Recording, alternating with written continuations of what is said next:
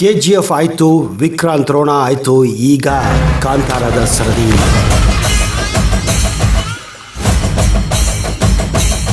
KGF box ಆಫೀಸ್ನ ಧೂಳಿ ಮಾಡಿದರೆ ಕಾಂತಾರ ಕನ್ನಡ ಚಿತ್ರರಂಗದಲ್ಲಿ ಹೊಸ ಅಲೆಯನ್ನು ತಂದಿದೆ ಅಂದರೆ ತಪ್ಪಾಗಲಾರದು.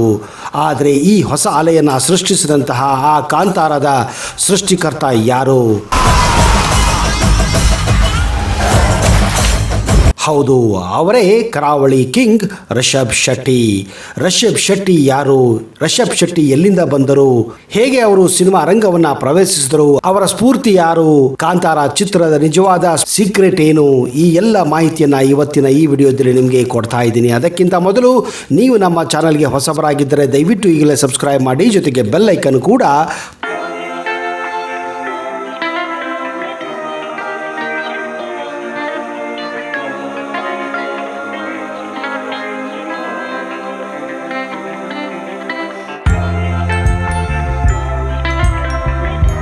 ನಮಸ್ಕಾರ ಸ್ನೇಹಿತರೆ, ಫೋಕಸ್ ಯೂಟ್ಯೂಬ್ ಕನ್ನಡ ಚಾನಲ್ಗೆ ಸ್ವಾಗತ ಸುಸ್ವಾಗತ. ಕನ್ನಡ ಚಿತ್ರರಂಗದಲ್ಲಿ ಈಗ ಹೊಸ ಅಲೆಯೇ ಶುರುವಾಗಿದೆ. ಪ್ಯಾನ್ ಇಂಡಿಯಾ ಎನ್ನುವುದು ಈಗ ಕಾಮನ್ ಆಗಿ ಹೋಗಿದೆ. ಅಂತಹದರಲ್ಲಿ ಒಂದು ಹೊಸ ಸೇರ್ಪಡೆ ಈಗ ಕಾಂತಾರ.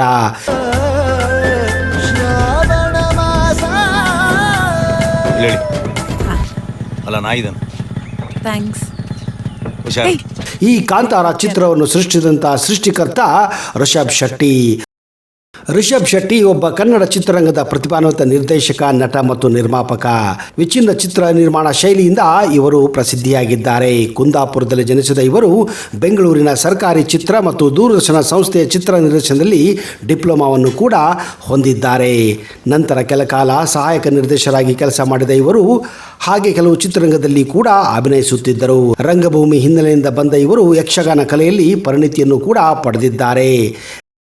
ರಿಕ್ಕಿ ಚಿತ್ರದಿಂದ ಚಿತ್ರ ನಿರ್ದೇಶನಕ್ಕೆ ಇಳಿದ ಇವರು ಮುಂದೆ ಕಿರಿಕ್ ಪಾರ್ಟಿಯಂತಹ ಸೂಪರ್ ಹಿಟ್ ಚಿತ್ರವನ್ನು ಕೂಡ ಕೊಟ್ಟಿದ್ದಾರೆ. ಕೇರಳದ ಕಾಸರಗೋಡಿನಲ್ಲಿ ಕನ್ನಡ ಶಾಲೆಗಳ ಪರಿಸ್ಥಿತಿ ಕಂಡು ಇವರು ಚಿತ್ರವನ್ನು ಒಂದು ಮಾಡಿದ್ದರು. ಅದುವೇ ಸರ್ಕಾರಿ ಹಿರಿಯ ಪ್ರಾಥಮಿಕ ಶಾಲೆ ಕಾಸರಗೋಡು. ಚಿತ್ರ ಪ್ರೇಕ್ಷಕ ಮತ್ತು ವಿಮರ್ಶಕರಿಂದ ವ್ಯಾಪಕ ಮನ್ನಣೆಯನ್ನು ಕೂಡ ಪಡೆದಿತ್ತು.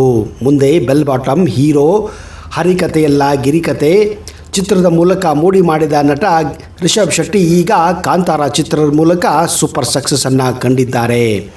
ಈ ಕಾರ್ಡನ್ನೇ ನಂಬ್ಕೊಂಡಿರೋದು, ನೀವು ಸ್ವಲ್ಪ ಅಡ್ಜಸ್ಟ್ ಮಾಡ್ಕೊಂಡು ಹೋಗಿ, ಆಯ್ತಾ?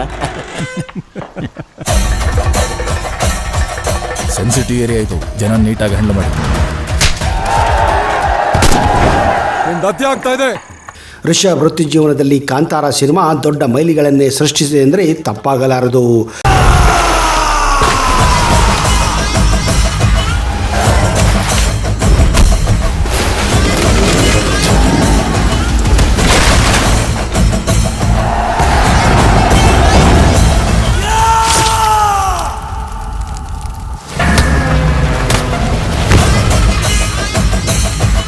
ಈ ಹಿಸ್ಟ್ರಿಯನ್ನು ಕ್ರಿಯೇಟ್ ಮಾಡಲು ಮುಖ್ಯ ಕಾರಣ ಅವರ ಮಗಳೇ ಸ್ಫೂರ್ತಿ ಎಂದು ಅವರು ಹೇಳಿಕೊಂಡಿದ್ದಾರೆ. ಇದುವೇ ಈ ಚಿತ್ರದ ಸೀಕ್ರೆಟ್ ಎಂದು ಕೂಡ ಹಂಚಿಕೊಂಡಿದ್ದಾರೆ. ಇದೇ ಕಾರಣ ಅವರು ನವರಾತ್ರಿ ಎಂದು ಮುದ್ದು ಮಗಳ ಫೋಟೋವನ್ನು ಕೂಡ ಸೋಷಿಯಲ್ ಮೀಡಿಯಾದಲ್ಲಿ ಶೇರ್ ಮಾಡಿಕೊಂಡಿದ್ದಾರೆ.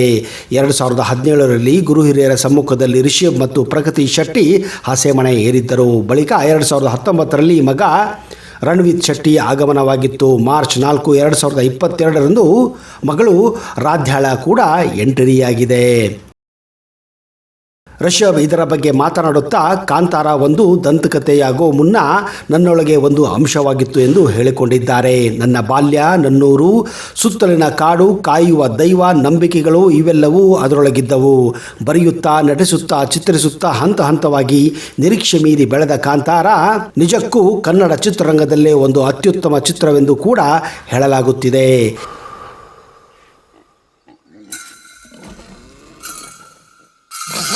ಈಗ ಈ ಚಿತ್ರ ಆಸ್ಕರ್ ಅವಾರ್ಡ್ಗೂ ಎಂಟ್ರಿ ಹೊಡೆಯುವ ಸಾಧ್ಯತೆ ಇದೆ ಎಂದು ಮೂಲಗಳು ಹೇಳುತ್ತಿವೆ. ನೋಡೋಣ, ಕನ್ನಡ ಒಂದು ಚಿತ್ರ ಆಸ್ಕರ್ ಪಡೆಯಬಹುದು ಎನ್ನುವ ನಮ್ಮ ನಿರೀಕ್ಷೆ ಸರಿಯಾಗಬಹುದು ಏನೋ ಎಂದು. ಇಂತಹದೇ ರೋಚಕ ವಿಷಯಗಳಿಗಾಗಿ ಫೋಕಸ್ ಟಿವಿಯನ್ನ ನೋಡ್ತಾ ಇರಿ. ಅಲ್ಲಿಯವರೆಗೆ Jai Hind, Jai Karnataka. Keep watching Focus Kannada. ನಮ್ಮೂರಿನ ಜನ ಗೊತ್ತುಂಟಲ್ಲ, ಈ ಕಾರ್ಡನ್ನೇ ನಂಬ್ಕೊಂಡಿರೋದು, ನೀವು ಸ್ವಲ್ಪ ಅಡ್ಜಸ್ಟ್ ಮಾಡ್ಕೊಂಡು ಹೋಗಿ, ಆಯ್ತಾ? ಸೆನ್ಸಿಟಿವ್ ಏರಿಯಾ ಆಯಿತು, ಜನ ನೀಟಾಗಿ ಹ್ಯಾಂಡಲ್ ಮಾಡಿ. ನಿಂದು ಅತಿ ಆಗ್ತಾ ಇದೆ. ಹಿಂಗೆ ಮುಂದುವರಿತಾ ಇದ್ರೆ ನಿಮ್ಮ ಆಚರಣೆ ಆಡಂಬರ ಎಲ್ಲ ಬಂದ್ ಮಾಡಿಸ್ಬಿಡ್ತೀನಿ. ನಿನ್ನ ಅಪ್ಪನಿಗೆ ಹುಟ್ಟಿದವರಾದ್ರೆ ಬಂದ್ ಮಾಡ್ಸ. ಇಲ್ಲಿ ಜೀವಂತ ಹೇಗೆ ಹೋಗ್ತಿಂತ ನಾನು ನೋಡ್ತೇನೆ. ನೀವ್ ಸುಮ್ನೆ ಇರು. ಬಿಡಿಯಾ!